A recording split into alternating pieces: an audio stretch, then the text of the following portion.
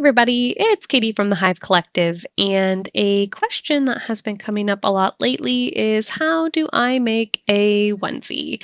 And I get a little confused because I'm not 100% sure if people mean like how do you build it from scratch, or if the question is how do you use it with the Rec Room avatar tools? How do you get it to Rec Room? How do you make that FBX be exportable to bring into game? So I'm going to try to quickly go over both. Building assets, I mean, there is 100 different ways you could do it. So I'm just going to show you a way that you can do it that's a little bit easier using the assets provided to us by Rec Room. As I've shown you guys before, Rec Room does provide us with pants, shirts, hoodies, shoes, all different things. There is not a onesie. That doesn't mean you can't make a onesie that doesn't mean you can't make a onesie with their items. Tongue twister, maybe not, I don't know. So if you go ahead and use their shirt and their pant, which is available on the creator forums, it'll make your life a lot easier. So let's go ahead, we'll click on our shirt, we'll go into edit mode. We're going to take this little bottom line here, so hit 2 to go to edge selection, click Alt, click on this line, and we're going to hit V, and that's going to separate this bottom section here. And then we're going to, and you can just hit escape on your keyboard and it'll let that go.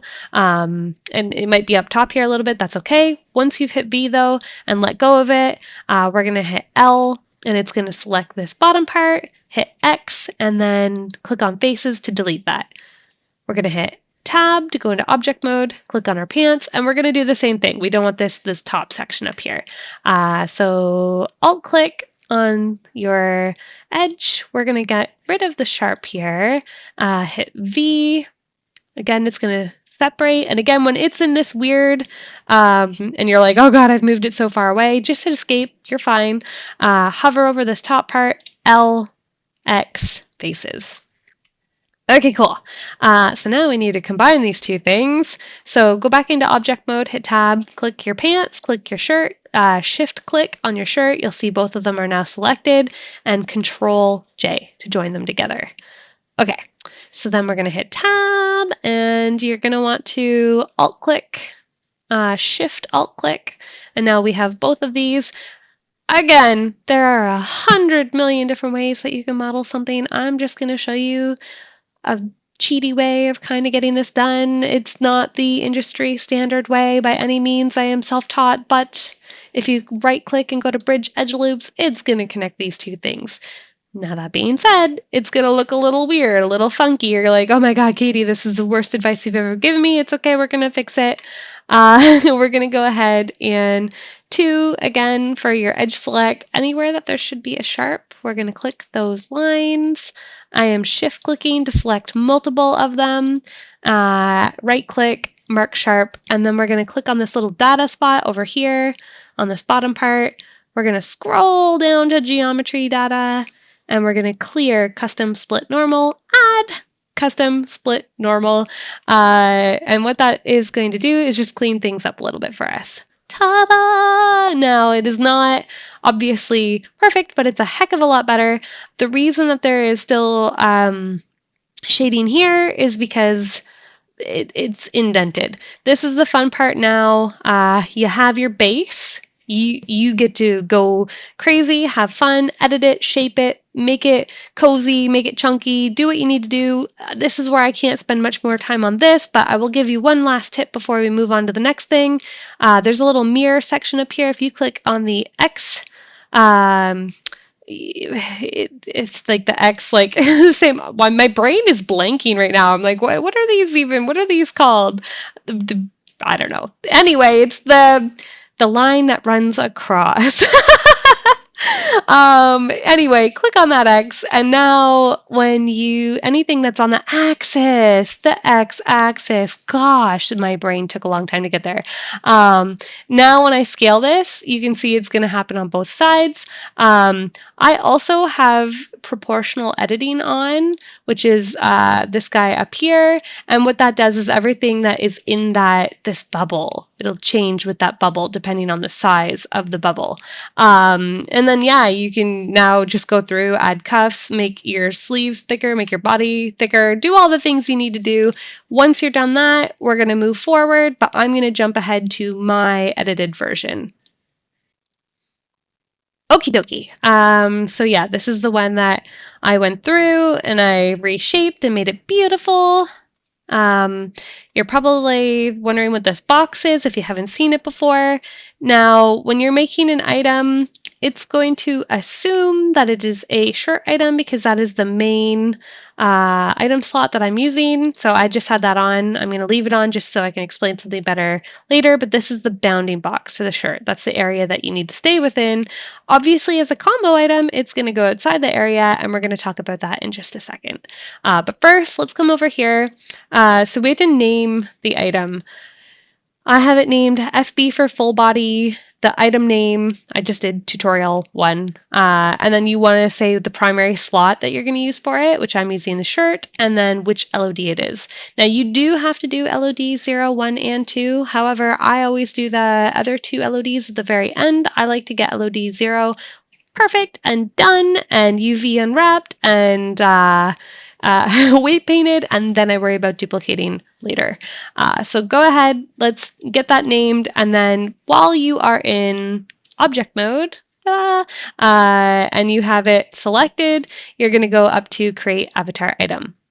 And this is where things are going to get fun because it's going to tell you got all these errors. It's outside the bounds and it has joints that it shouldn't have. Yeah, that's going to happen because in Blender, in the tool, it thinks it is just a shirt. But once we move over to Unity, we are going to tell it that it is a shirt and pants, and then these are not going to matter. Now, how do you fix these so you can export while you have error messages? Well, if you go up to Edit, and you go to Preferences, you want to turn on Rec Room Internal and then turn on Developer Extras. Once those are turned on, you will be able to export this. Keep in mind, if you are doing something that is not a combo item and is way outside the bounds for the combo items, it's not going to let you upload it to game. This is just to get it out of Blender. Unity still knows all the rules and it will verify that items are following the rules. Okay, so now that it's here, I guess I should touch base a little bit on the UV editing side of things. So if you click on UV editing, I currently have this separated into 2 tiles. And the reason that I have it separated that way is because when you have this all on one tile, so if I select all this, unwrap, and it's all on one tile, everything is really small. And the smaller things are on a tile, the less detail it's going to have. It's like when you're looking at an image, the bigger something is on an image, the more you're going to be able to see detail-wise. So if you want that zipper to be super detailed and have those zipper lines and whatever, if it's too small, it's just going to be blurry and those details aren't going to show through. When you do a combo item, you are allowed to have a material slot for each of the combo slots you're using. So in this situation, we have top and bottom. I'm allowed 2 materials because I am able to use it for top and bottom. If I had gloves on this as well, I would get 3 material slots, but we just have the 2 for this. In order to do your UV editing, you have to decide where you want your seams to go. It's kind of like clothing in real life, and you're just going to basically put the red lines anywhere that you want to make sure that it gets cut for texturing it over here. And to do that, you would just simply click on a edge and then go mark seam, and then you'll see the red line appears. You can also clear your seams. So yeah, you go through and you make the magic happen. Something that I'll point out too that's very kind of important is your item should face the same direction.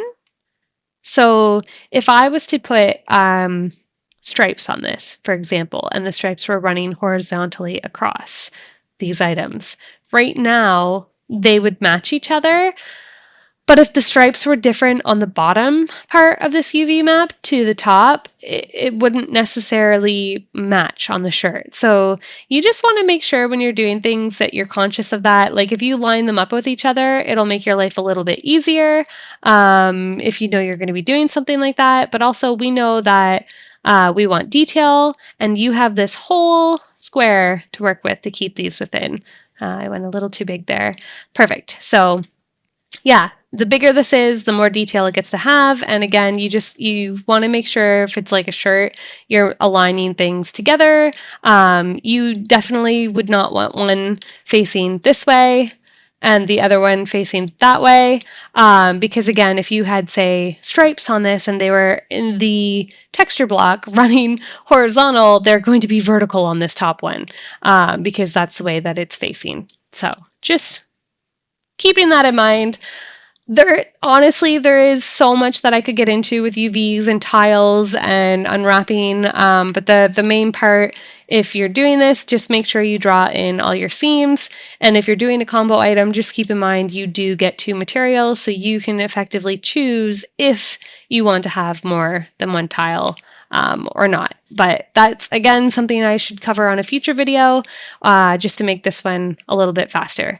And yeah, so once you get your UV unwrapping done, you export, you move it over to Substance Painter or wherever you're planning on doing your texturing, you get that done. And then we move on to the next step, which is going to be your weight painting.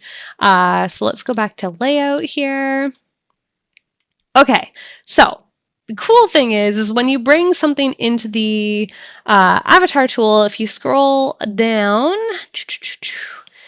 in your tool section, there's weights from presets. So you're going to go ahead, you're going to click on that. I always do body mesh because that's the actual body, and I like it to mimic the body the most. Now, that being said, when you use this tool, it's not going to be perfect. For example, if you're looking at the legs, they're merged over it, and I can, just by looking at this, I can see that vertices were really close together.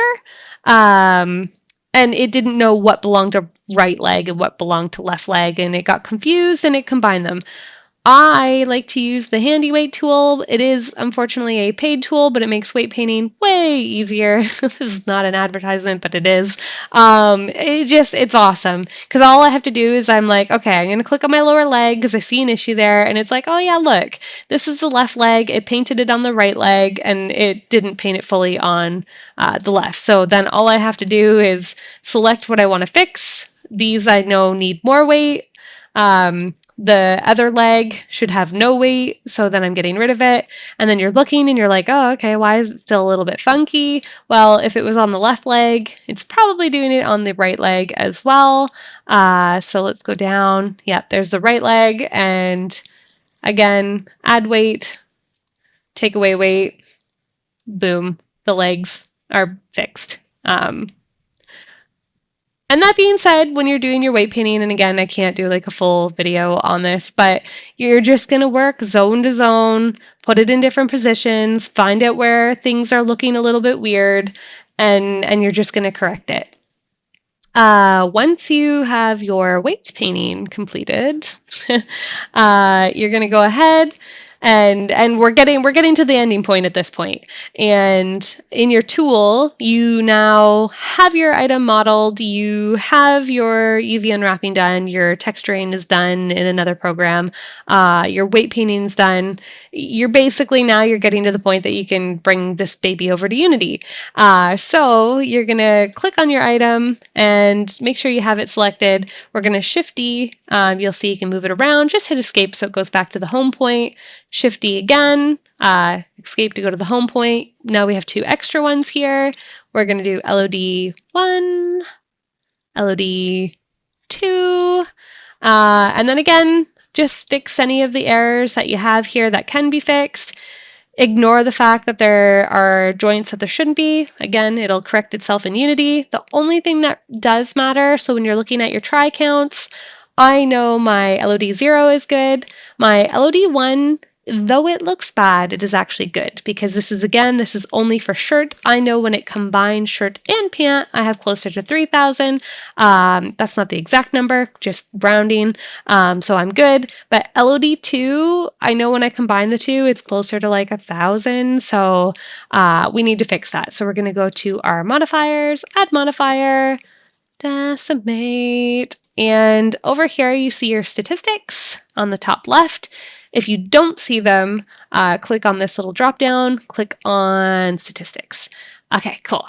So again, I'm going to have my LOD2. I'm going to go down to my decimate, and I'm just going to bring this down to like 1,000 because I know it's roughly about that. If I wanted to, I could look up the exact numbers for you guys, but again, saving time, we're going to hit fix, and yeah, that's that. Now we are ready to export. And so you, on your path, wherever you want this to save on your computer, that's what you select, and then you just hit export avatar item, and you're done. From here, we're moving over to the Unity side of things. It's actually where I'm going to stop this video, though. So anyone who isn't in Avatar Studio, like that is the rough outline of creating a onesie in Blender and getting things ready. Anyone who is in Avatar Studio, you can message me in the Discord server and I can walk you through the Unity side of things, or in the future, I will probably do a video for it as well. But I also need to do videos for obviously UV tiles, weight painting, texturing even. So we're just gonna end this video here today, and I hope that helps you guys. In the comment section, if there's something that you guys don't know how to do and you want to learn, please just leave me a comment, and I'm gonna do my best to try to help you guys learn the things that you need to learn and don't know how to do. All right, well, have a great day, guys, and we'll see you next time. Bye.